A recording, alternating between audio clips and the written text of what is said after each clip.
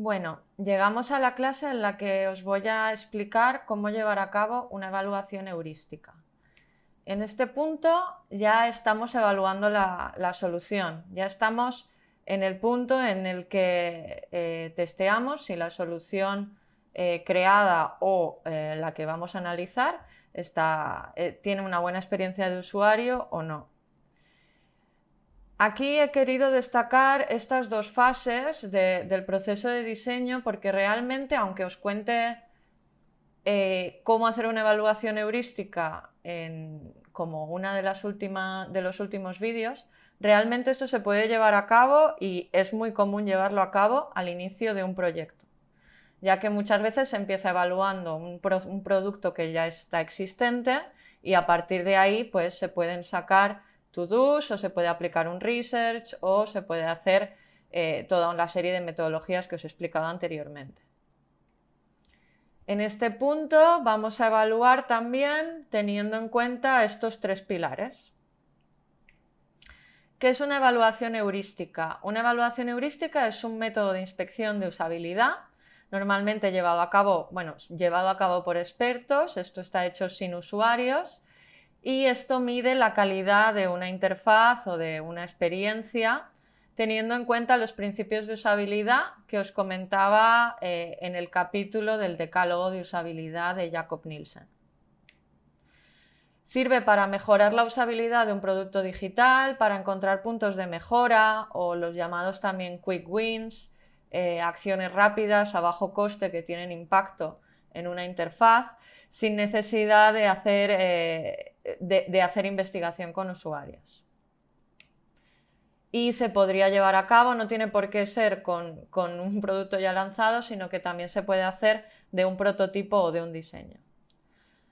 ¿Cuándo se hace? Pues como os comentaba, en las fases iniciales de un proyecto es muy común que pues para analizar ese contexto, para entender el punto de partida, se empiece con una evaluación heurística. Quizá también puede ser antes de realizar un test de usuarios, para detectar rápidamente errores antes de realizar ese test de usuarios e irlos solucionando en paralelo. Puede ser durante el desarrollo, se pueden hacer sobre las primeras versiones y mejorar, o puede ser en productos en funcionamiento. Además, es una buena carta de presentación. Si te contratan, pues empezar con una auditoría suele ser una buena manera de que acabes haciendo más trabajos con ese cliente ya más a nivel de research o de análisis. ¿Cómo llevarla a cabo? Lo primero es definir el objetivo, como siempre, hay que tener muy claro el objetivo y el alcance del análisis. Pues no es lo mismo analizar una página entera o analizar todos los activos digitales de un producto que analizar un flujo en concreto en el que queremos poner foco y queremos optimizar. Hay que conocer los requisitos de negocio y de los usuarios. Si no hemos podido hacer research, bueno, hay que intentar entender lo máximo posible a negocio, teniendo una conversación con la persona que nos ha encargado la auditoría y luego, pues, desde nuestro escritorio, intentar aprender lo máximo posible con internet o incluso intentar pedir si tienen algún research hecho anterior o algo así para conocer cuanto más posible el contexto. Luego hay que definir las heurísticas. Esto quiere decir que son los principios que van a recoger las necesidades de este análisis. Un buen punto de partida sería utilizar los heurísticos de Nielsen, pero se pueden actualizar y modificar en función del proyecto. Hay otros como las 20 heurísticas de usabilidad de Susan Weinstein y Dean Barker que se enumeró a continuación.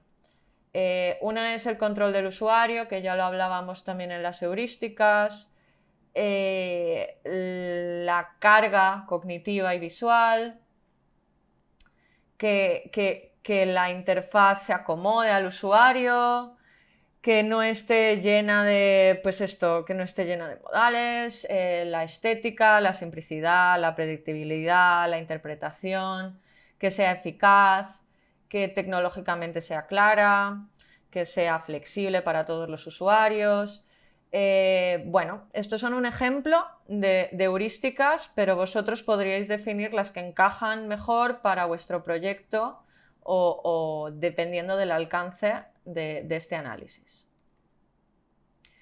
Luego es importante elegir a los evaluadores. Al final, bueno, pues cuanto más sepa el evaluador y más se haya enfrentado a proyectos del sector en el que esté analizando, pues mejor.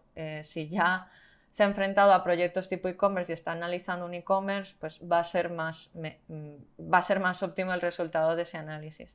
También es verdad que va a ser siempre mejor que este análisis lo haga más de una persona y se haga una media entre los resultados, porque al final, pues siempre hay un punto subjetivo y de esta manera intentamos rebajar esa subjetividad.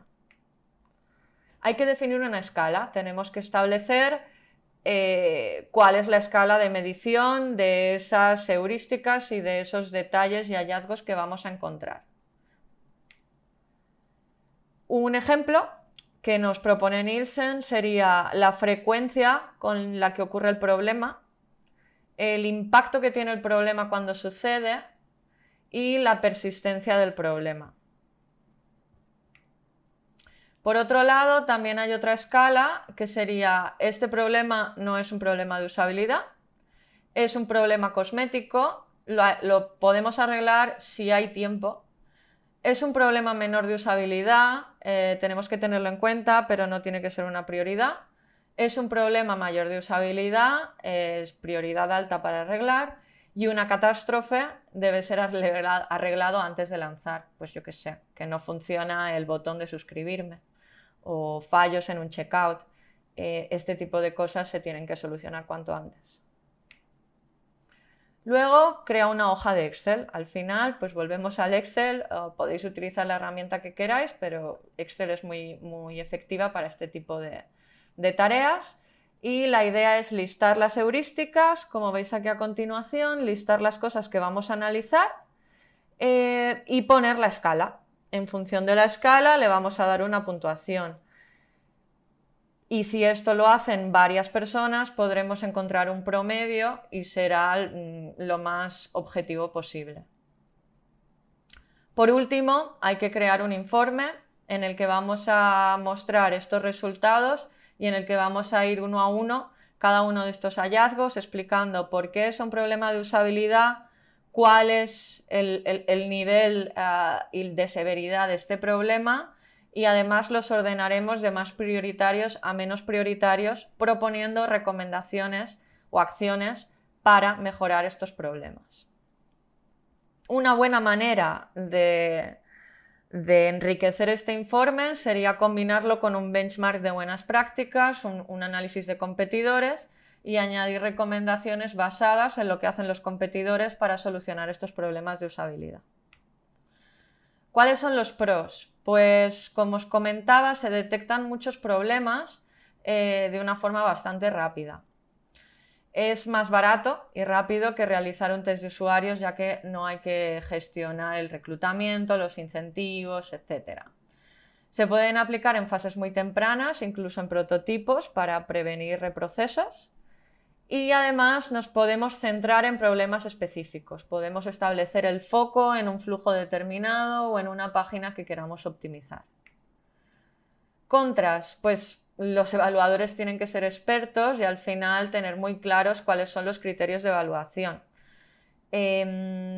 Porque el valor de los hallazgos va a estar siempre relacionado con la habilidad de estos evaluadores. Se debe tener un conocimiento previo del sector y contexto del producto, y muchas veces los clientes se quedan solo con esto y no lo combinan con un research de usuarios. Además, si los evaluadores no forman parte del producto en sí, del equipo interno o del equipo de desarrollo, pueden desconocer ciertas limitaciones técnicas o test que se están haciendo en el producto que les pueden parecer errores, y a lo mejor pues es un bug o es un test A/B o es un experimento que se está realizando en ese momento. Y por último, 6 tips sobre cómo realizar la evaluación heurística. Bueno, con el fin de obtener resultados óptimos, debe combinarse con el user research y con el entendimiento de negocio. Es una metodología muy efectiva a un método poco elevado, a un coste barato. Los evaluadores deben ser expertos y consensuar entre ellos cuáles van a ser las heurísticas y la escala de evaluación. No hay una única manera de hacer un heurístico, al final debes adaptar el informe al proyecto y a tu forma de trabajar. Es muy importante definir el objetivo y el alcance del análisis, y el análisis y el informe debe ser accionable. No nos podemos quedar con lo que está mal, sino que tenemos que aportar recomendaciones de mejora. Y cuanto más didácticos seamos, mejor. Hasta aquí el cómo realizar una evaluación heurística. Si queréis entrar en más detalle, hay un taller en Open Webinars que podéis combinar y a continuación yo os explicaré cómo hacer un test de usuarios y qué son los test de usuarios.